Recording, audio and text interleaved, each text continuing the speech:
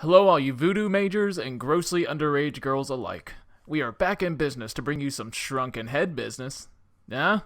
From the film, Shrunken Heads. We do forget to mention this until halfway through the episode, but this is one of the few movies that we've done that is actually widely available to stream. It's on Hulu, and Marcus assures me, high up on my tower of subscription status, that there are relatively few commercials for the plebeians who want to watch. And I'll go ahead and spoil it. We highly recommend you watch this one. It's solid, it's fun, it's under 90 minutes. So get those cauldrons a-bubbling. This is Crushed Celluloid.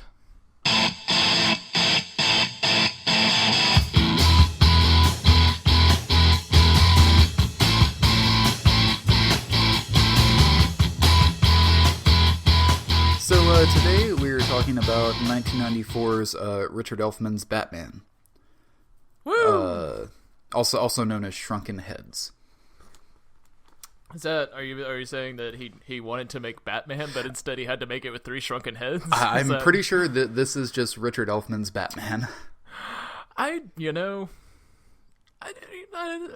get that, but I think could see it. So it's mostly in the cityscape shots, like the model work going through. It looks exactly like Tim Burton's Batman. Yeah, but do you feel like it really has the same vibe as Tim Burton's Batman? I feel like his went a little more and it's hard to say because Richard Elfman's is so tonally different. Like nothing's really ever been done quite like I don't know what to compare this movie to. Yeah. Well, I think it's the combination of what it looks like and then with the Danny Elfman-esque score with it as well. That's true. Felt like that. But it was not Danny Elfman that did the whole score. It was Charles Band's brother. Yeah, Richard Band, who's a very good composer. But yeah, apparently Elfman only did like the main theme music, but it seemed like Richard Band was like imitating Danny Elfman for the rest of the score. No, he was, and he did a very good job. I was very surprised. I was like, this is Danny Elfman worthy. Like maybe closer to the later Danny Elfman years before he completely stopped caring, but... Yeah, but no, like that's the main vibe that made it just felt like a weird Richard Elfman version of Batman, where it's just shrunken heads. I could see, the vibe. What I was getting from it more, it was a lot of Erie, Indiana. Like it felt like an extended episode of Erie, Indiana, and kind of like, and also a little bit extended of like a Tales from the Crypt type thing. Like it felt. Maybe that's why I liked it so much. Yeah, no, this movie was great, and it was only like an hour and 28 minutes, so you don't get bored with it. Like, yeah, it does not overstay its welcome at all. No, it doesn't really have the third act drag that almost every horror movie has. Like besides the top tier, so it was really well done. And I guess let's talk about Richard Elfman for a little bit. Did you ever see Forbidden Zone? Oh, yeah, absolutely I did. Okay. And I fucking loved it. Oh, it's the craziest, most batshit thing. So Richard Elfman and his brother Danny Elfman, the famous composer that works with Tim Burton a lot, they were both in Oingo Boingo together. Yeah, well, actually, Richard Elfman started Oingo Boingo, and then he left, and Danny Elfman took over for him. Oh, because actually, there's a video on YouTube of Oingo Boingo when they were called like the Knights of the Oingo Boingo on the Gong Show back in like the late 70s, and it was when Richard Elfman was with them before Danny Elfman joined, and it was just this weird. They didn't even really do much of like a song. There were no lyrics. They just did like this carnival act while like in costumes and shit like that. So they're like the Residents without the creepy factor. Yes, it's what I'm kind of getting. Interesting. So Richard Elfman goes to start, and he starts directing movies. He debuts with this movie called The Forbidden Zone, with Danny Elfman kind of doing the soundtrack, and it's all done in like sound stages, and it's just the cheapest like material they could make it out of. But it looks beautiful. Oh, it looks beautiful, and it's the most batshit insane thing ever. And it was done in it was filmed in black and white. They later went in and put Technicolor colors in it, and so it looks much more amazing in the later versions because it just looks fucking insane. And the movie's I just actually insane to begin. didn't see the color version. I just saw the black and white. I've only version. Yeah, I've seen the clips from it. I believe I'm right about that. I could be making this all up. So, just so you know, no fact-checking has been done. We don't need to fact-check anything. We just need to say it with authority. Yeah, who the fuck needs facts? That thing was remade into color. God damn it. And it was beautiful. I'm pretty sure you are correct on that. But by the way, the writer of this film, Shrunken Heads, Matthew Bright, he has worked with Richard Elfman a lot. Like, he also co-wrote Forbidden Zone with him. He also co-wrote Modern Vampires with him. But the funny thing about this guy is that he's the writer-director of those 2 Freeway movies. The first one that had, like, Kiefer Sutherland and Reese Witherspoon, and the second one that was subtitled Confessions of a Trick Baby that had Natasha Lyonne in it. And I saw the title. Yeah, he's also the director of Tiptoes, which was on an How Did This Get Made episode. Oh, that's right, man. Fucking Tiptoes with Matthew McConaughey and Gary Oldman, yeah. Yeah, with the fake midget movie. Yeah, he is the director of that. That's amazing. That's good. I didn't see that one. But apparently, there's one more I have to mention from him, is that he did this serial killer biopic called Bundy, about Ted Bundy. Oh, I watched that. Yeah, it's horrible. Yeah, well, I assumed it was, but there was just, when I looked at the poster, there was a blurb from Harry Knowles of Ain't It Cool News, and he called it The Boogie Nights of Serial Killer Flicks. Which I thought was fucking hilarious. Harry Knowles, you asshole. That guy's horrible. Anyway. So yeah, and this is also a full moon production. Yeah, actually, or they just distributed it. No, it's their production as well, because it's based on an idea by Charles Band. And then Richard Band did the composer and stuff. But this is apparently actually Full Moon's first theatrical release, which is weird. That is weird. Because this is strange by Full Moon standards, but it also looks a lot better than a lot of Full Moon fare. Like especially for the budget. I think the budget was between like 800,000 and $1 million, so it was still pretty low budget. But it is probably one of the best looking Full Moon things, and I think it's mostly that they had theatrical releases before, but when they actually went under like Full Moon Entertainment or Full Moon Pictures, whatever it is, I think this is just the first one under that banner they got theatrical release. Gotcha. Well, it's a good one, and I'm surprised I had never heard of it before this. I think I had seen the cover before, but that was it. I had no idea it was a Richard Elfman movie, which kind of is the same thing with Forbidden Zone for me. Like I saw Forbidden Zone on Netflix, like in the DVDs, and I was like, oh, that has Hervé Villechaize on the cover. Like, that looks weird. I'm gonna watch that. And then later discovered, looking into it, that it was a Richard Elfman film, and that Danny Elfman was in it. And Shrunken Heads, it's not a Forbidden Zone, but it's still really weird and really good. Like, and that's Forbidden the thing. Zone, who is this movie for? Because it seems like a kid's movie in a way, but it's R-rated and it has like violence and a lot of language in it and stuff. So I'm not quite sure who it's aimed at. It's the craziest thing, because the tone of the film for most of it is like a kind of Leave It to Beaver type thing. Like, it's acting like they're kind of in a small town. Everybody knows each other. It's fucking New York. Yeah, but it's fucking New York. Which is weird. It seems to be set in modern day, like in the 90s when it was made, but they have like a 1950s gang in there. the fucking Vipers. I guess let's go ahead and jump into it so we can get into this stuff.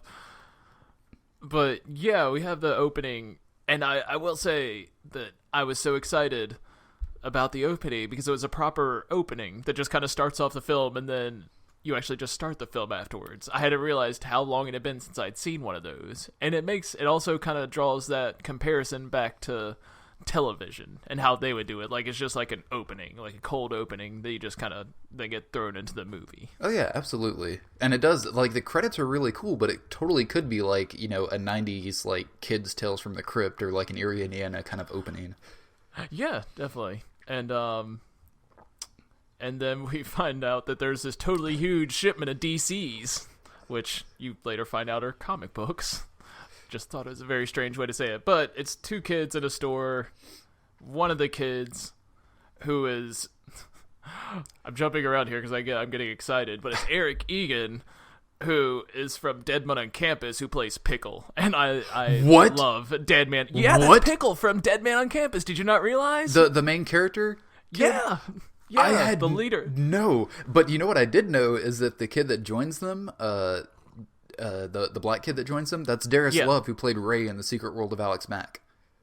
I didn't realize that one. I was thinking it looked like, I knew the age wouldn't fit, but I was thinking that it was like the handicapped kid from Malcolm in the Middle. I was like, and he gets introduced, and the first time he speaks, he's kind of like, "Hey, guys," like he has this weird breathing deal. Like, oh my god, because he has asthma. He does have asthma. But no, that does kind of remind me of him. But no, that's Ray from The Secret World of Alex Mack, which I thought was amazing. That is amazing. So we have Pickle and we have Ray at the top of Oh my god, I had no idea that was Pickle. Holy fuck. Yeah, it's totally Pickle. So I was so excited going into this movie because I saw that beforehand. Oh my god, I'm totally watching Dead Men on Campus today. Right? Why have we not done that film yet? Really? Yeah. I don't know, because I watch it like periodically, like once every 5 years. Because we're like we never forget. Yeah, I made my girlfriend and a bunch of her roommates from back in the day. Like, we just turned on Comedy Central. I saw like a scene from Dead Man on Campus, and it's like, no, just keep it here. And I forced them all to sit there and watch it. But they loved it, of course. Because how could you not? Well, yeah, and that's the thing. It was strangely enough that we brought this up just 2 nights ago. I had some friends over, and I had just set up a big bookshelf where I put out all my VHS tapes and everything. And my friend that was over just happened to look, and he was like, "Holy fuck, you have Dead Men on Campus! I fucking love this movie." And I was like, "Right? Doesn't everybody?" Oh, and you probably have my copy of Dead Men on Campus. I do have your copy of Dead Men on Campus. It all comes full circle. Oh, it does. Anyway, we're not talking about Dead Men on Campus. We were talking about Shrunken Heads. That's for another podcast. Another podcast, yes. And yeah, so there's this the 2 kids going to buy their comic books come across the new kid in town. And he's getting picked on by this 50s biker gang with matching T-shirts that say the Vipers on it. I know, it's like a gang from Greece if they were a little bit like more bad. Yeah, no, I thought Vinny, the main guy, for a second I was like, at the very beginning I was like, oh my god, that's the new Danny from Grease 2. Like, except I realized very quickly that he was not that short. Oh yeah, no. Actually, no, he was actually shorter in Grease 2. No, that's what. Oh yeah, okay. Yeah. The guy in Grease 2 was extremely short, but also that was like a full decade before that, so yeah, he probably wouldn't look that young.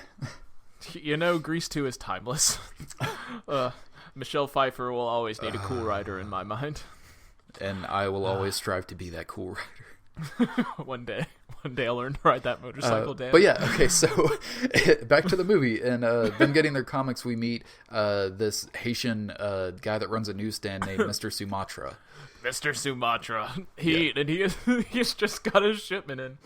Because we see the fat kid, the fat kid of the group. He's not really that fat, but... Well, he's always played to be the fat kid because he's always eating jelly beans. Yeah, but he's a chunky kid. He's the chunkiest kid we see, so he's the fat kid of that. By the way, was that a thing that I didn't realize? Did they have basically like Pez dispensers for jelly beans at some point?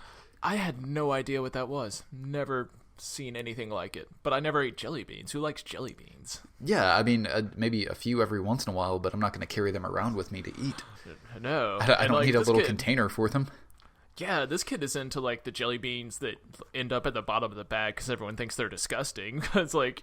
Mr. Sumatra's like, I just got a new shipment in, and he hands with this bag. It's all weirdly ominous. He's like, it's some name. He's like, it's a starchy root found in Haiti, not Haiti. It's like, these are zombie jelly beans. Enjoy. Zombie beans. And there's a comment, like, it had to be 80-yarded, I imagine, but he's like, whatever the kid's name, he's like, he's a jelly bean junkie. Yeah, that's it. That's the joke. Good line. Yeah. But so the kids go to read their new comics that they got, which, by the way, like immediately I was like, okay, so this is obviously set in modern day because they're reading comics with a Crash Test Dummies video game ad on the back. Yeah. Oh man, I never played that, but I always wanted to rent it though. I will say that I do. I think I have a problem with their wording. Because when they're going to the comic book stand and the new kid apparently doesn't know anything about comics and they're talking like, oh, you can get this, or the Green Lantern crosses with so-and-so. And the kid's like, what's the Green Lantern? He's like, the Green Lantern isn't a what. The Green Lantern is a he.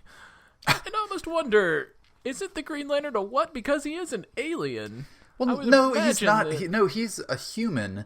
He just has an kind of an alien power. Well, yeah, basically the original Green Lantern was Hal Jordan, and he basically got his power from a dying alien and became part of the Green Lantern Corps, which does include aliens from all over the universe. But the Green Lantern that the comic is based on, or that follows, is a human. There's always a human Green Lantern as well. Am I thinking of the Silver Surfer? I must be thinking. Yes, Silver Surfer is an alien. Yes. Well, anyway, more stuff that isn't Shrunken Heads. Yeah. So that aside, I was wrong. Okay, so yeah, as they're reading their comics, they get picked on by the Vipers again. And by the way, I noticed like everyone in this movie is just treating those comics like shit, and that was really bothering me. Because like, yeah, the bullies come and like tear them up and shit, but the kids were like rolling them up and folding them and shit, and it was just bothering the hell out of me. I'm wondering if that was before like the comic book market kind of blew up. Like when people were like, maybe this was because it happened sometime in the 90s, and that's when I think it had already blown up at that point. That's probably why they had it in the movie, because like comics were a huge thing when I was a kid. But like I think that was even before then that they actually started to blow up. Yeah, but I guess this may have been the time they were mass produced, and so maybe the kids are just in the know about this collector's thing. You're like, we can treat them like shit because these are never gonna be worth anything. There's like a million of them out there. That's actually true, because all my comics for the 90s aren't worth shit. No, all the ones that I kept and took good care of aren't worth shit. Yeah, no, you should have been rolling them up, man. I should have. I remember I did that one time with a comic, and it was actually a Green Lantern comic. I like folded it and put it in my back pocket for some reason, and I felt so bad because there was a big crease down the middle, and I just felt like shit for the longest time. But I was like, it wouldn't have been worth anything anyway. No, you should have forgiven yourself, young Marcus. I'm never going to live that down, Cole. So anyway, Mr. Sumatra is Julian Harris, who is in like a ton of like 70s blaxploitation films and stuff like that, and probably the best actor in this movie. I really fucking liked him in this. Yeah, but apparently I don't think anyone got a second take, because there are a lot of like points where they kind of misstep a line, and he does it a couple of times, and it's like, it's really weird how noticeable it is, and it's just like, nope, moving on. Like, well, they only had so much money. And old Richard Elfman, we'll fix it in post. That's his motto. I made the Forbidden Zone. What am I doing here? Why does nobody like my movie? Well, at least I'll never end up making a shitty, newer version of a vampire story. At least we know that'll never happen. Okay. I'll never get to that point. All right, so the Toughs don't like comic books, and Mr. Sumatra yells at them, and they respond by offering him, offering that he should fillet them, essentially. And Mr. Sumatra pulls a Michael Clark Duncan, and his eyes get all weird. He gets angry. It's awesome. He does, and then he like blows some magical voodoo dust at them and causes them to get into a car accident. Yeah, which is weird because he doesn't ever pull that voodoo dust out again. But I guess it's just so that we know he's magical to some degree. Yeah, exactly. And it was weird because it was kind of a cool shot because he blew the dust, and then like it's like a handheld shot of the camera like coming up to the car like it's floating, like it's the dust, and then causing the accident. It was a pretty cool shot. But also we learn with the gang, there's whatever that girl's name is that's hanging out with them. But it's kind of like the typical hot girl with the asshole. She's like, I can save him, and no, you can't. No, you can't. Get with Pickle. And Pickle's where it's at. Yeah, and god damn, like, we're gonna get into this sooner or later, but this girl's age bothers me so much in this movie. Oh, yeah. Yeah, no, she is highly sexualized, and she is... Her age, I mean, I don't know her exact birthday, and obviously when this is being filmed, but she is between 16 and 17, probably 16, because it would have been released...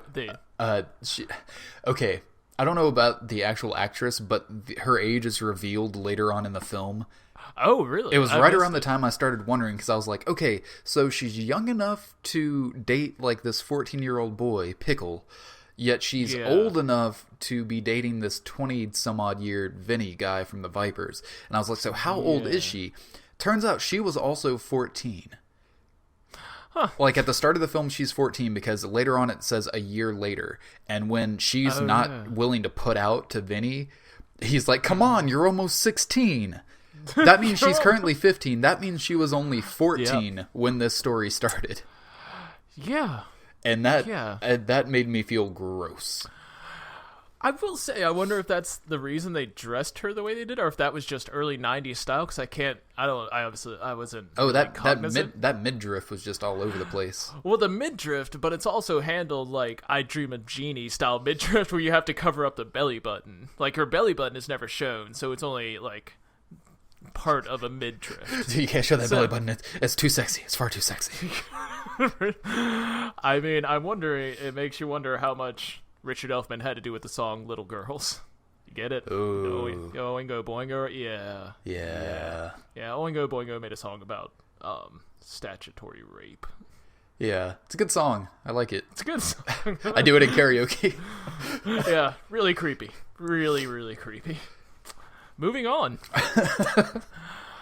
So, pedophilia aside, there's Mr. Sumatra gives this great speech when he's talking to the boys, because he's talking about he was apparently a policeman in Haiti when he lived there, and he has this. It's such a strange line. I feel like this is one of the flubs, because there are no subtitles. By the way, this is one of the few movies we've done where you can actually watch this on Hulu. Oh yeah. Sorry, we should have said that. You should watch this movie. It is on Hulu for free. You don't even have to have an account.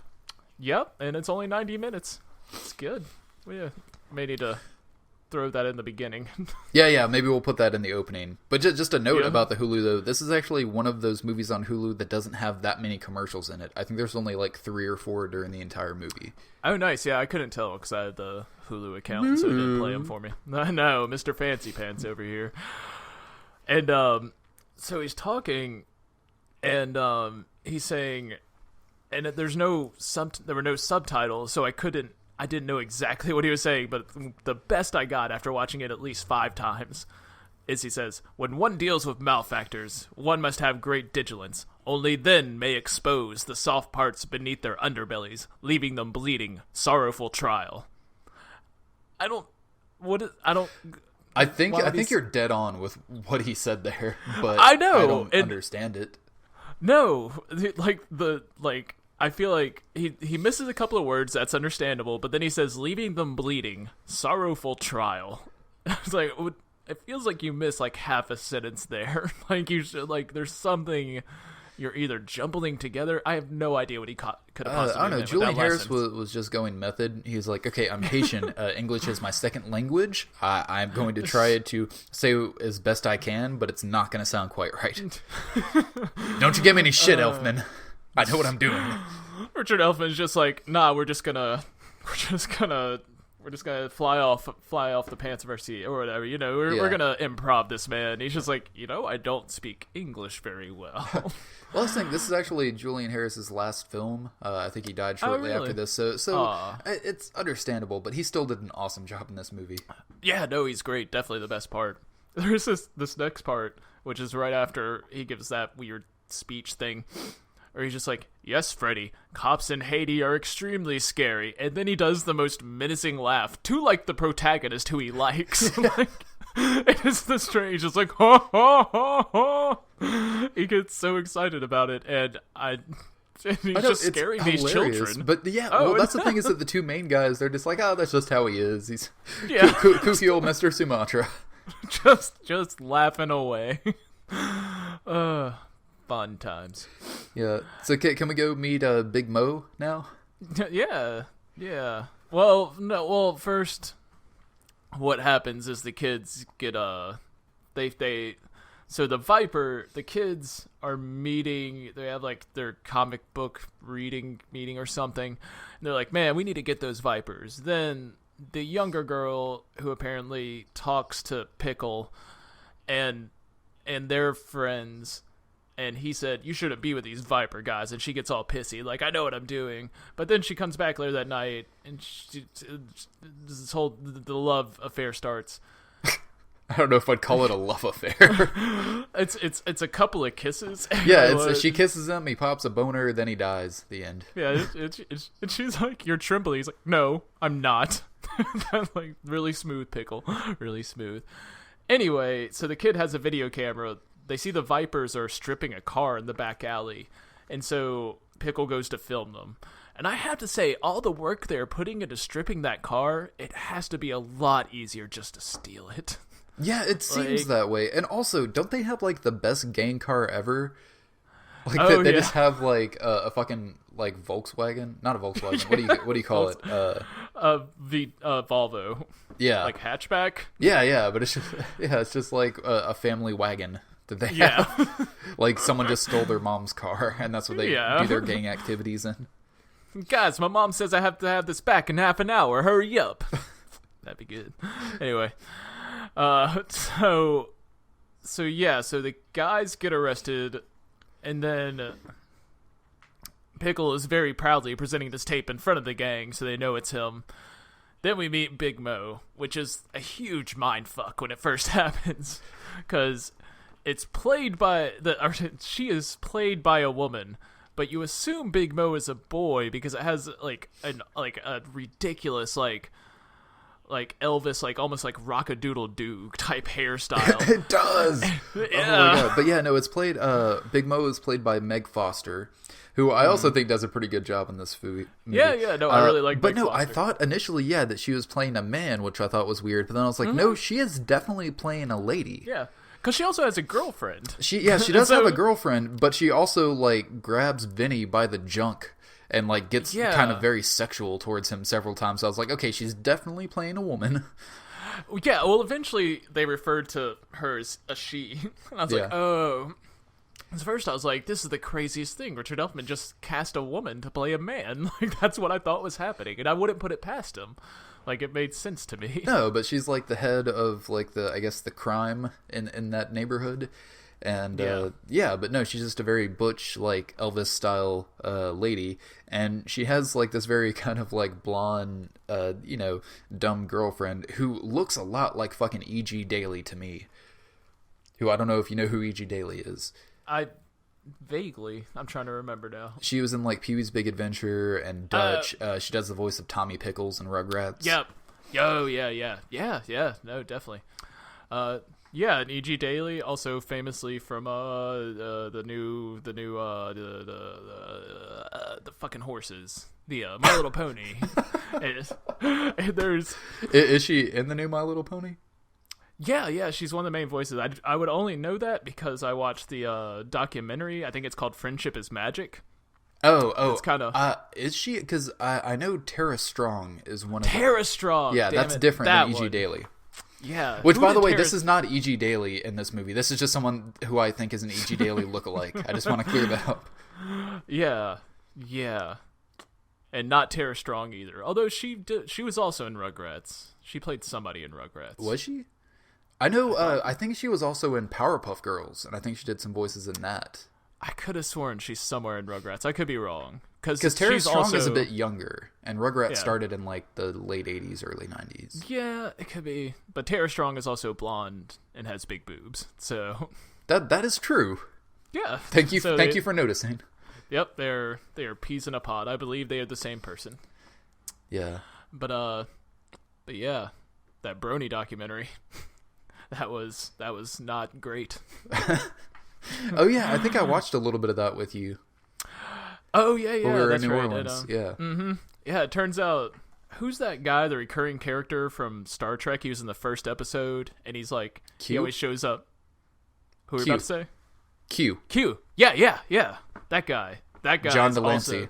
John Delancey, he is also in that documentary, and he goes to like the BronyCon because he's some voice in the first movie of My Little Ponies, and he just seems drunk, and he's just like, I don't know what's going on. Like these people, they're all happy to see me. Like, he's like, and I thought fucking Star Trek conventions were weird.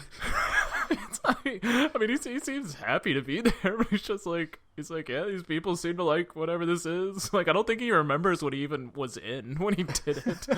It's like My Little Pony. I don't know. I went and talked for 5 minutes. Got to check, you know. Yeah, I like those checks. Life. Yeah. Be funny. He just shows up dressed as Q and be like, fuck. Damn it. Wrong group of sad fanboys. I just saw Khan. I just assumed it had something to do with Star Trek. That is ridiculous. And my many apologies to John Delancey, because I love you. We're not trying we're not trying to assume that you're just a drunken asshole that doesn't know what he's doing.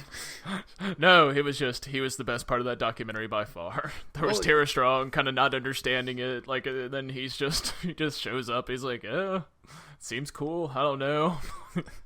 Anyway, that's all not having anything to do with the movie we're talking about.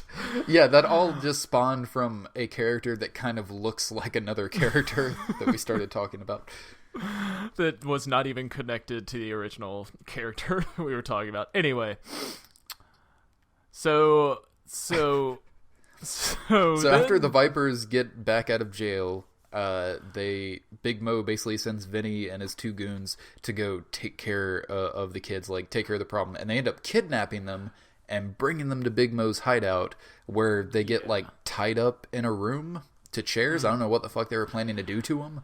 They were pretty much like, we'll let you off with a warning this time, and then Pickles just like, you guys are, I'm gonna stop you no matter what. And so she's like, well, now we're just gonna kill you, I guess. That Pickle, man, he doesn't back down to anybody. He's got a mouth on him, that Pickle. and so they tie him up in the back room, and Pickle manages to get out of his binds, and so he lets the other kids out. They're like, oh shit, we need to escape before they come kill us, because they were paying off some cops or something. And so they start to go up before Pickle notices there's these betting receipts and all these three almost comically sized like mail bags. And so they get up into the vents, and Pickle makes them take the betting slips, and then they escape. And that's where shit hits the fan. Yeah, they apparently are going to go take these betting receipts to the cops, because A, it fucks up Big Mo's operation, and B, they can be like, hey, look what she's doing. Yeah. But of course, they're 14-year-old kids walking around in New York trying to make it to the police station. So of course, Vinny and the two goons catch up with them in a car before they're able to do anything. Well, before that, Big Mo shows up with a comical amount of guns in her pants. Like, she shows up to Vinny's apartment. She's like, maybe you need to take care of him. She just keeps pulling guns out of nowhere. Well, she needs to give him an option, and she likes the feel of cold steel against her lady parts. Maybe? But I will say, okay, so the following scene, like, Vinny and his two goons actually catch up with the kids, and they fucking shoot them dead. And I have to admit, that is... Richard Elfman, that is ballsy of you to just kill off teenage kids in a movie like this. I will say it may only be ballsy, considering up to this point, this has felt like an episode of Leave It to Beaver that happens to have a gang in it. Like, the music is so campy. It's like, do-do-do-do-do-do-do-do-do. Like, that is the music the whole time. And so it has this tone of like, camp. And comical camp, and then these fucking preteens get murdered. Yeah, I know. And then the tone completely shifts, because that's the thing. Up until this point, this movie could easily have been PG or PG-13. There was nothing really in it other than a little bit of sexual innuendo. As soon as that happens, those kids die, and then I notice, like, oh, that's why it's rated R, because they keep saying fuck and shit all the time. But it was, like, only after that, and then they start throwing in language, and then things get really dark and weird, so that's what's so weird about, I don't know who it's marketed towards, because it starts out as a regular kids film, and then completely turns into more like an adult movie, but still with these kids and these kind of lighthearted characters in a way. Yeah. And I'm honestly surprised that this doesn't have more of a cult following. Like, I'm surprised I've never heard of this movie, because this is, like, I mean, it's not even done, like, in a way that, like, it's obviously trying to be a cult camp movie. It's just Richard Elfman kind of doing his thing, which is utterly strange. You know what's weird, though? In looking on IMDb, I actually looked at a lot of the user reviews for this movie. There are so many fucking 10-star reviews for this movie. Really? Awesome. It is ridiculous. I was going to say, like, I'm looking at it now, and it has, like, a 5.2. But, yeah, if it had, I could easily... Well, I just looked, and the first, like, 10 that I had were between, like, 8 and 10-star reviews. That's solid. I would give it, I would rank this movie up there. This is a good, fun time to have with a movie. And again, like, very good for the budget, too, because once we kind of start getting into, like, the visual effects and stuff, they're very well done. Very surprising. Very, very well done. So, this is what's about to happen. There's a funeral scene, which is, it reminded me so much of Heathers, because it's all shot with the camera kind of askew. Yeah. Like, it felt so much like Heathers. It was so good. And essentially, it's Mr. Sumatra. Yeah, big bad voodoo daddy. Gonna shrink their heads. He steals all of the children's heads. Yeah, he fucking brings like a fucking hatchet, and he takes those some bitches off. Yeah. No, like, it was like a fucking a big like chef's butcher knife, I think is what he had. Oh yeah, no, I think he also had a saw too. Like there was a comically sized butcher knife, and I think there was a saw. I don't know. Like I went back and watched it. I thought it was a hack. Anyway. Either way, he chopped those some bitches off. Yeah, he chopped them sons of bitches off. And he goes back to his apartment, and he has a cauldron, like just kind of already bubbling, just waiting for him. I like to imagine he just always has a roiling cauldron. I think so, because even much later in the film, like it's just there. I think that's just a go-to in his apartment. That's just always there. And it's not even like his apartment is all that weird with like a bunch of voodoo stuff. It's like it's not overtly decorated. There's just a huge cauldron in the middle of this apartment. Like anytime he opens a door, someone could easily see like, hey, you have a cauldron in your living room. That's and not only that, I'm also normal. wondering like, how does he have it bubbling? Because don't you usually warm up a cauldron with a wood fire? He just had. He just had like what are those like one of those little camping kind of ovens. He just has it on a hot plate.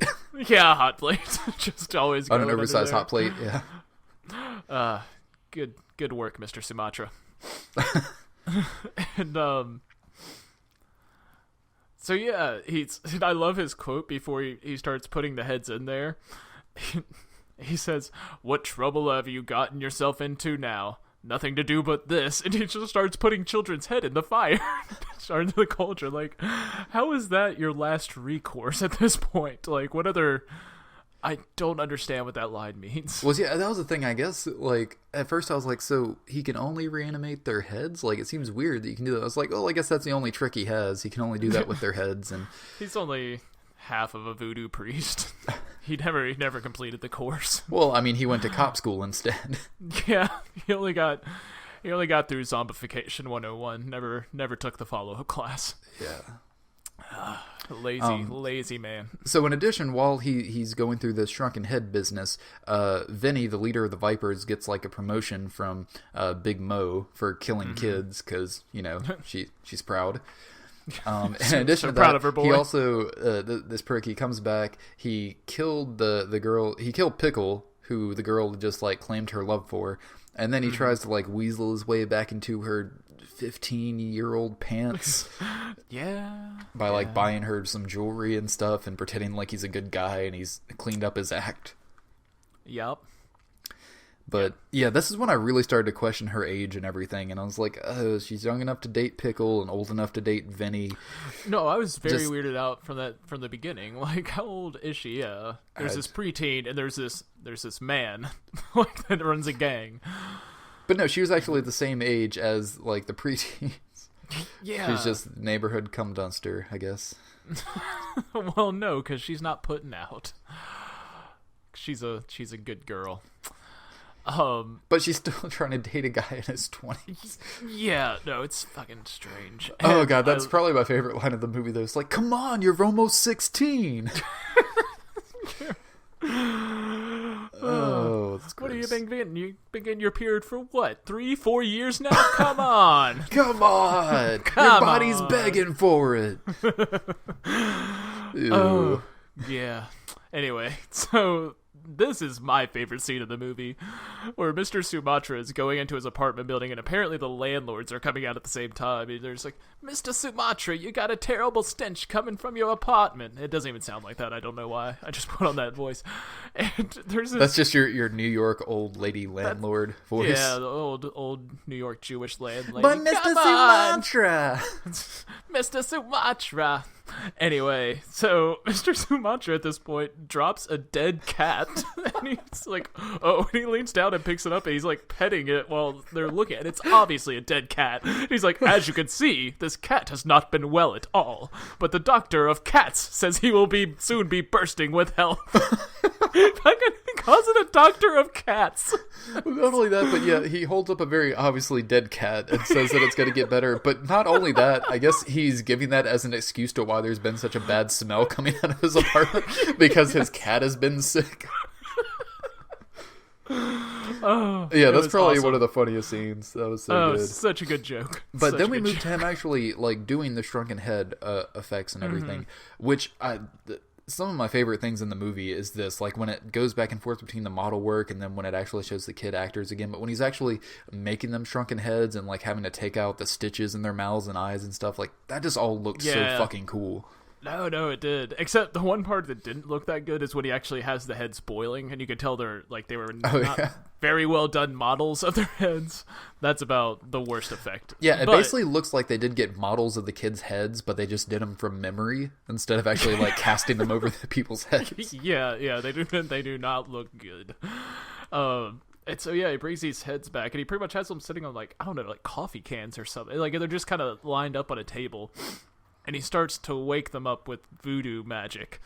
Like, it doesn't really explain how he's doing it. And first, Pickle wakes up, and by being electrified. And the next one, he's just like, why would he want to cut? He might not want to come back. He may want to stay dead instead of being a shrunken head for the fat kid. And he's like, oh no, I'll entice him. And he puts some blood, his own blood, which he used to bring them back, on a jelly bean. He's like, eat the wizzo now. And the fat kid, like, it has a close up on his head, like it's like the real actor's head, but it's him just like munching like a fucking madman with like this goop and blood just dripping out of his mouth. It's so disgusting. It reminded me of something out of a Trauma movie. It is, but it was so good. Oh, it was so good. Which, by the way, why did Richard Elfman never direct a Trauma movie? Oh man, I'm surprised they never offered it to him. I guess maybe he expects to be paid. Maybe why. See, that's your problem right there. If you're gonna work with Trauma, don't expect shit like that. You're not getting paid. That is ridiculous. Absolutely ridiculous. You're lucky they're giving you a credit. So then we basically have like a Shrunken Heads training montage, which is amazing. Oh, it is. Like, this is because it's still, I will say, like, even when he's bringing them back, it's still very campy. Like, it still has this Leave It to Beaver vibe a little bit, where he's just like, I have boiled you lovingly and dried you and made us into shrunken heads. Thanks a lot, Mr. Sumatra. Like, it's so camp. I love it. It really is. Yeah, it's so good. But so that happens. Oh, and they can also fly. Yeah, they can fly, and they start kind of training to like gain power. But then it cuts, and it's like a year later. So they have been training for a year. Wait. Oh yeah. Well, never mind. I was gonna say we have to explain their superpowers. But well, we can get to that right now. Basically, the main guy, Pickle, he controls electricity. Yeah. What does the fat kid do? The fat kid has fangs. So he kind of chews people's necks out. Yeah, pretty much like that. It's so weird because these powers are just so off balance with each other. Yeah. One controls electricity, which is an awesome power. One just has like vampire fangs. Wait, and what's the black kid's power? Freddy, the black kid. Yes. He has a knife that comes out of his mouth, but not even like a knife that's built in or anything. He just somehow is able to like spit out a pocket knife, like a flip knife, and then he can hold it in his mouth. Yeah, that's his power. Like his head just turns around real quick, and he comes back, and he has a switchblade. Yeah, he has a switchblade in his mouth that he just holds to one side, and he can like fly by and cut you with a knife. Like, he got the short end of the stick. He doesn't even have a power. I guess maybe Mr. Sumatra like fucked up his head shrinking a little bit, and he didn't get a power, so he's like, I got this switchblade. Here you go. You can just store it somewhere within your head. It's great. And yeah, so Mr. Sumatra, and I'm wondering if there was a point at which the rest of the script was written, like, because after the year later, the tone of this movie violently changes, where And also kind of the basic thing where, like, at first Mr. Sumatra's like, I'm kind of giving you your life back. You can do these things. And the first thing he does, once it's a year later, he's like, awaken, my children. Are you ready to be tested? And they're like, yes, master. And so he's made them minions. Like, he's apparently taken away some of their agency. Well, absolutely. Which is strange. Well, not only that, but it's also the fact that he shrunk their heads and everything. He's kind of their father figure now. And yeah, at first they were like, oh, you kind of have your lives back. But I think also maybe the longer they are shrunken heads, the less of their humanity they keep. Like maybe the longer they're doing that, the more power they gain, the more they kind of lose their memories and humanity that they once had. That's the only thing that makes sense to me. And they get to that implication later. So I guess, but it's kind of strange how it just jumps from those two conceptions of what they are actually doing as shrunken heads. And so we see a burglary scene where a rape scene, an attempted rape scene between like these homeless people and this woman. And then the children come and they save him. Or they save her. Save her. They don't save him. No, they do not save them. They murder the homeless people very violently. Yeah, I guess murdering is correct. Because that is the thing. They are very violent with it, but then they come back as like zombie do-gooders. I know, but they come back as zombies that want to clean. They want to do away with litter. Yeah, they clean up litter and they clean graffiti off of walls. That's what those zombies do. Oh, it's the best. Like, at first I was like, oh shit, they're coming back as zombies. I was all excited. I mean, and I was like, this is about to get epic. But I was like, no, they're just picking up trash. I was even more excited. I was like, oh shit, they're zombies that clean up the shit. That's they turn the them best concept. into zombie do-gooders. But yeah, basically they'll be out in the night flying around, and then Mr. Sumatra will go to his balcony and pull out this huge like war horn and blow it to get them to come back. Yeah. Oh, he's like Piggy. He wants that conch. Get it. Load it. Yeah. Yeah, I got you. Yeah. Literary humor.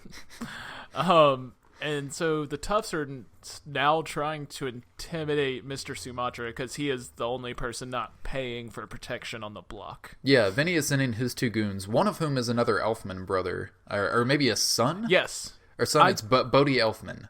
But I think it may be a son. But I think it is a son. I think maybe it's Richard's son, and he's also married to Jenna Elfman. Oh, huh. Also, the other guy, the fat guy that is not the Elfman son, that is Ox from Saved by the Bell. Holy shit. Yeah. Man, I was just like, who's this Chris Penn looking motherfucker? No, that's Slater's dumb wrestling friends, one half of the dumb wrestling friends on Saved by the Bell. Man, I'm so surprised that you remember that. I kept seeing it. I was like, I have to go through his IMDb. Like, I have to find this. No, I did not remember it. I just immediately saw him and I was like, oh, whatever, poor man's Chris Penn. Moving on. No, I looked at it, I was like, I fucking know this guy from something. Saved by the Bell. Which was also had Zach Morris in Dead Man on Campus to kind of bring it back to the beginning. Whoa. Yeah. Mind blown. It's the 6 degrees of Saved by the Bell. Okay. So they try to intimidate Mr. Sumatra. We find out, I think, that Mr. Sumatra has a closed-circuit television link between the Shrunken Heads, because he calls them and tells them, like, I have work for you. It's really strange from his newsstand. Yeah, or maybe he just kind of has, like, mind power over them somehow, since Oh, go ahead. He pulls something out of his newsstand. Like, he presses a button or something, and something rises out. It looks like a TV from behind, but we never see the other end of it. Do you not notice that? I think that's just like a box that he keeps them in. Really? Yeah, I think that's just their box. He keeps them in a box. Why did he bring them to work? I don't know, just in case. He didn't want to leave them by themselves. They're children. They could get into mischief. Get lonely. Yeah. And honestly, he gets lonely. He likes to have their company. And then we see Ox and the Elfman kid. Ox doesn't want to be alone tonight, and his mom kicked him out or something, and so he sleeps over at the Elfman guys, and this is a really awesome scene. And yeah, we have a sexy Elfman shower scene. Oh, did you notice the psycho Did you notice the Psycho ripoff? Yeah, not only that, but I did notice like that they had like him naked in the shower, and then there's this one shot where he turns around and you could totally see like his orange shower underwear that he was wearing. Well, come on. You're not getting naked for this movie. You gotta save that shit. Hey, I figure if it was like his son, he'd be like, no, I gave you life. You're gonna do this for me. You are doing the scene naked.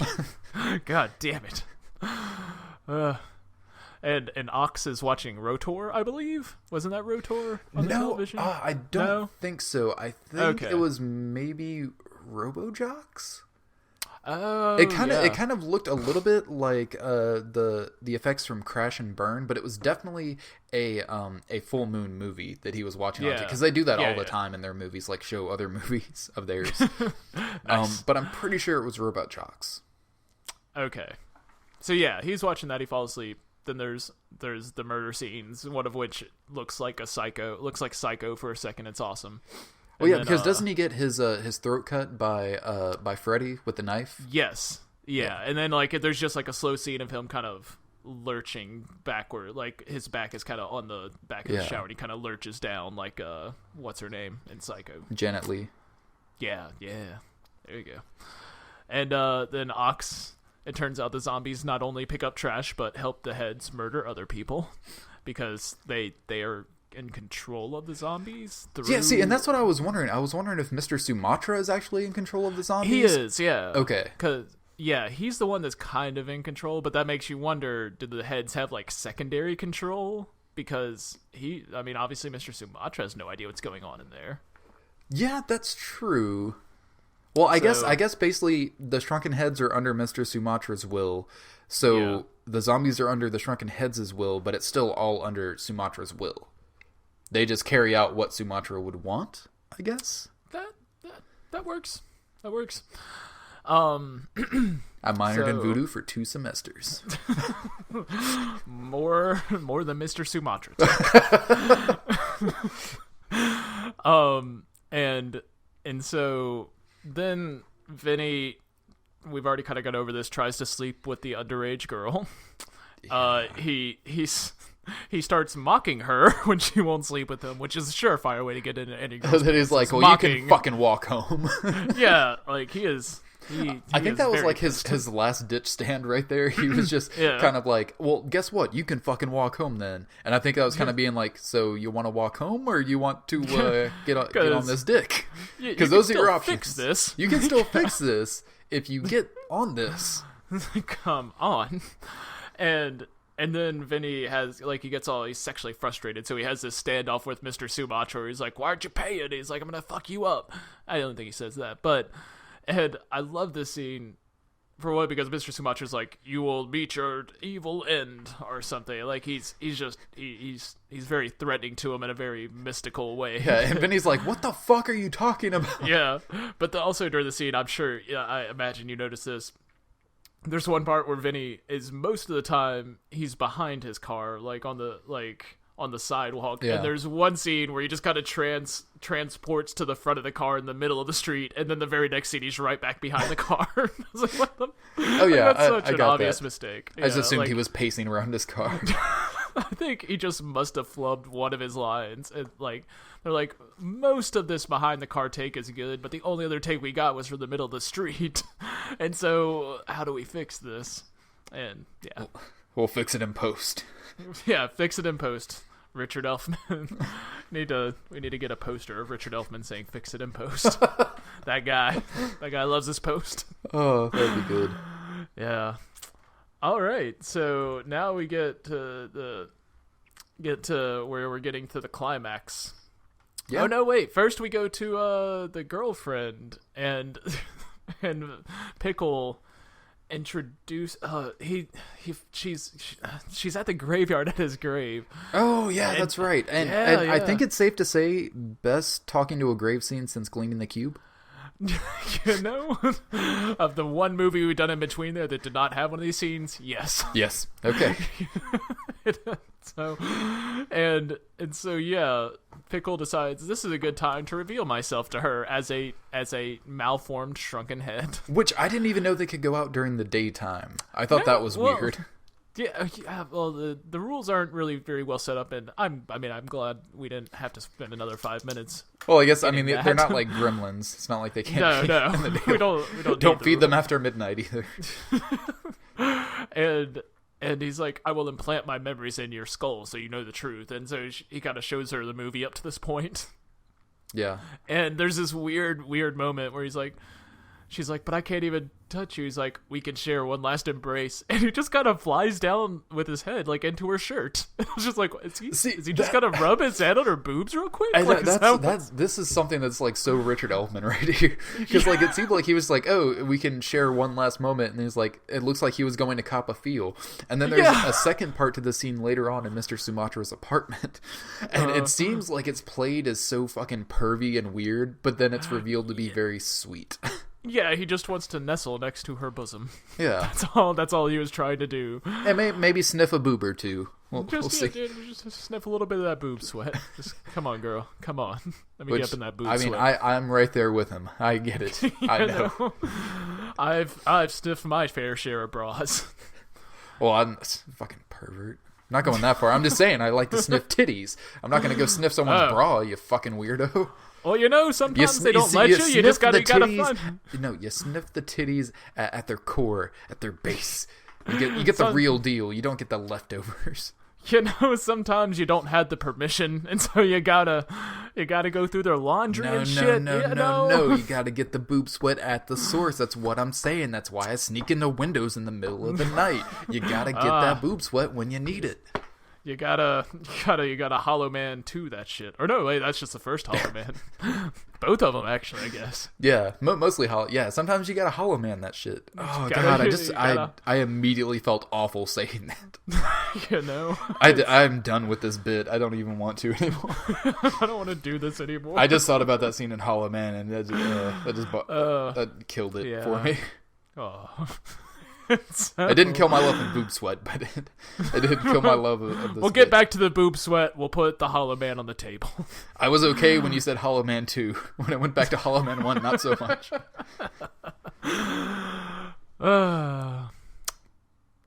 Where are we at? What are we doing here? Okay. So it was after him and the girlfriend. I guess the girlfriend goes to Mr. Sumatra's place after that? Yeah. That's where all this happens. And she's like, tell me the truth. And she gets to talk to the heads. And then this is where the whole idea comes or like Mr. Sumatra starts speaking vaguely of, now we will finish this. And like in between this, we see a shot of Vinny. He's like scared in his house from Mr. Sumatra's warning. And he's like trying to stay awake with a cigarette and like a gun. And then it shows that it's midnight. And I expect the clock, like I know it's about to be a fade out and that like a kind of transmittal of shots to where you see that the clock has gone forward by some amount of time. And I was like, oh, it'll be like 3 to 4 the next time we see the clock. Nope, just like 45 minutes later and he's already asleep. It's not even 1 o'clock in the morning yet. These are some really, and that also brings up that the Elfman son and Ox from earlier, he was like, the Elfman kid was just like, I'm gonna take a shower, then I really need to get to bed, man. How early must that have been happening if all this has happened in between? That's true. It must have been pretty early. And also, apparently, he was in the shower for 3 hours before Ox, like, woke up. Oh, yeah. He said, it's like, oh, you've been in there for, like, 3 hours, man. But he had started that movie, and he was just finishing it, so it couldn't have been more than 2, and probably less. Yeah, I don't know. I assumed he just fell asleep in front of the TV. Anyway, we did kind of skip over basically what happens when she goes to his apartment, which is... Okay, so she sees the Shrunken Heads there. Mr. Sumatra tells her everything. But then we get the best or weirdest girl in a head love scene since, like, Reanimator. It's fucking weird because he basically wants to do that embrace thing again, and she basically professes her love to the Shrunken Head to pickle again. But she basically just takes off her fucking shirt in front of Mr. Sumatra as well, and lets Tommy, like, get right up in her boob area. And it was just weird because I expected, like, that he was going down on her or something, because you just see the head slowly go down. But no, and then it cuts and it's like, oh, they're just cuddling. That's kind of cute. But Mr. Sumatra is still talking to her this entire time. Like, just like staring. So weird. Yeah, he's there for like a good few minutes before he's like, I guess I'll let you two have a moment alone. I guess I'll let you have your privacy while I go masturbate and look through my peephole. and then there's a scene right afterwards where like the whole plan's getting laid out. He's like, "Are you ready for capital punishment, Haitian style?" That would be a great movie title, by the way. Oh man, we need to get on that. I'm serious. I would love to make a movie called Capital Punishment, Haitian Style. I'm not sure we're the people to make that movie. Maybe if we do it while we're in blackface, we can be taken seriously. There you go. Done. And so he's talking to the girl. He's like, do you think you could do this? And she's like, after what Vinny did to Pickle, yes. And he's like, all right, go into my bedroom and dress in that gown in my closet. Well, not only that, he tells her that he needs a virgin for this spell. And then he further explains what a virgin is by saying, like, you've never had a male member inside of you. Yes. And then she's like, no. He's like, good. Go dress in that gown in my closet. So strange. All right, then we get the showdown scene where all the zombies kind of coalesce to bring Vinny in, and well, they show up at Big Mo's. Yeah, and basically, Mr. Sumatra busts in like he's Shaft and shoots a motherfucker in the head. Yeah. So it's also like Mr. Sumatra comes in and he's just like, there's nothing you can do to stop this, and he has the zombies everywhere in the heads. And Big Mo just pulls out a gun and shoots them, and like all the zombies just kind of stop. Apparently, all you had to do was shoot him, and it stops. It's like, well, fair enough. Also, when the Shrunken Heads come in after him, like during the whole zombie fight scene, they do this thing where they combine together and they spin. Yeah. But he has this line where Pickle's like, "Hey, behold our bitchin' chainsaw." Yeah, feel our bitchin' chainsaw, Sally. What? But yeah, they apparently all get together and then spin around and make themselves like a chainsaw. But apparently it's quite the bitchin' chainsaw.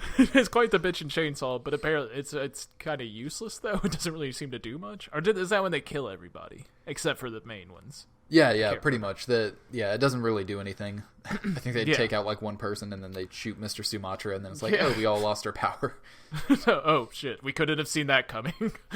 And so Big Mo and everyone else kind of runs out. Mr. Sumatra comes back to life. I guess he just has to concentrate to do this, and he's been shot, so he's kind of dying. I guess, yeah, maybe he just like lost his concentration when that happened. Yeah, and so they get a late start, and there's a car chase. There is too, and this is another point where Danny Elfman comes in, because this is actually an Oingo Boingo song that was playing.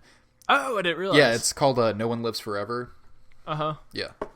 Oh, okay. I thought there was more. Oh, no, but it's just a really awesome song. And it actually fits very perfectly in this. But that's why, because I started hearing the music and I was like, okay, there's no fucking way Danny Elfman did not have a bigger hand in this. And then I recognized the song and I was like, oh, okay, they just have an Oingo Boingo song in here. Nice. Yeah. But we also meet the bus full, it's, I guess, a cult called Temple of the Apocalypse. Yeah. And Richard Elfman is like the preacher on the bus. Oh, I didn't realize that. Yeah, that was Richard Elfman in the bus. Okay, cool. It's such a small, weird scene to be in there, and then they just end up running him off a bridge, and that's kind of it. Hilarious. It was awesome. Yeah. Well, also because they run this like church group or whatever in a bus off of a bridge or off of a cliff, and then immediately it cuts to Vinny, and he just like laughs his ass off that he just ran that bus off the road. And someone they like hope they can swim or something. I remember that line being somewhere in there. And then we get these weird like Freddy and the fat kid, they try and take down the car, and like Freddy's trying to put his switchblade against the tire and it's making all this smoke, and then the fat kid tries to gnaw on Big Mo's hand, and they both just get ran over kind of in the end, or one gets shot. Yeah, one gets shot, one gets run over. Yeah. And then I guess Pickle saves the day. Well, this is my favorite part, because Pickle, who has not been up in the scene to this point, just flies in, like, flying straight at the car. And he's just like, look at me go, Sally, look at me go! And he just crashes through the front windshield and goes straight into Vinny's mouth. Yeah, and just makes him fucking choke on it. Yeah, Vinny's just sitting there with, like, a little tuft of hair coming out. It's just like, he has this comically oversized cheeks. It's awesome. Yeah, it's really good. But so, of course, the bad guys get their comeuppance. Big Mo gets fucking electrocuted and shit. Vinny gets taken care of. E.G. Daily gets let go. Yeah, she gets to survive. Yeah. Because she didn't know what was happening. And then Sally and Mr. Sumatra go back to the apartment, and Sally apparently doesn't care about all the murdering that has happened. She's okay with it. She's okay. And she gets power over the voodoo heads. Yeah, she basically, Mr. Sumatra just gives her the voodoo heads. Yeah. The end. Yeah, and I guess that's something, thinking about the ending as well, like, it really does just feel like Richard Elfman making a Tim Burton movie. Because, like, a lot of it, especially the cityscape stuff, it feels like Batman, but then especially towards the end and all throughout the movie, really, there's a lot of Edward Scissorhands in it as well. It just kind of seems like Richard Elfman making, like, a kooky, creepy Tim Burton movie in his own way. I could see that with the kind of the dichotomy between, like, the Leave It to Beaver and the dark the horror movie, yeah, the exactly. horror movie. Yeah, there's a lot of that, and especially with the Danny Elfman, Richard Band, Danny Elfman-ish score, like, a lot of it does have that feel, and it's kind of a lot in the way of Edward Scissorhands, where it's this kind of sweet, innocent 1950s vibe mixed with, like, this very grotesque, weird kind of horror movie. Yeah. I mean, I do have to say, like, even the way this ends still makes me feel more like this was a TV episode that just got kind of expanded. Because it doesn't, like, I mean, there's not that much to wrap up, but it doesn't wrap up as much as it just kind of ends. Just kind of falls off after a certain point. Yeah, that's definitely true, and it's short anyway, so I guess it's just kind of like, oh, well, we wrapped it up good enough. Moving on. You got what you came for out of this, I'm sure. We're gonna mosey on out of here. I mean, minus kind of some of the violence and sexual elements in the language, like, it very easily could have just been like a made-for-TV movie. Yeah, well, I mean, it could have been a Tales from the Crypt episode. Yeah. If it shaved off like half an hour, like, it really, really, like, followed that same kind of format. But again, well. I don't know, but it's weird. It did have, like, a lot of heart to it, and the effects were cool and everything. Like, this is, I was very pleasantly surprised with. This is probably the first movie we've watched in a long time that I seriously recommend people go out and see, because I was so surprised and enjoyed it so much. No, I agree. This is definitely on the recommend list. Like, not even the halfway recommend if you're bored. Yeah, like, not the ironically recommended list. This is the actual. This is a very entertaining movie. Yeah, you should watch it. So, good job, Hulu. Yeah, good job, Hulu. And by the way, you're welcome for the plug. Feel free to sponsor our podcast, you sons of bitches. Or just give us some free Hulu. Yeah, just give us a couple weeks free. We'll do more of your movies. Yeah. We'll change it to the Hulu podcast. We are nothing if not shills. Yeah, we have absolutely no what is that? We got no scruples.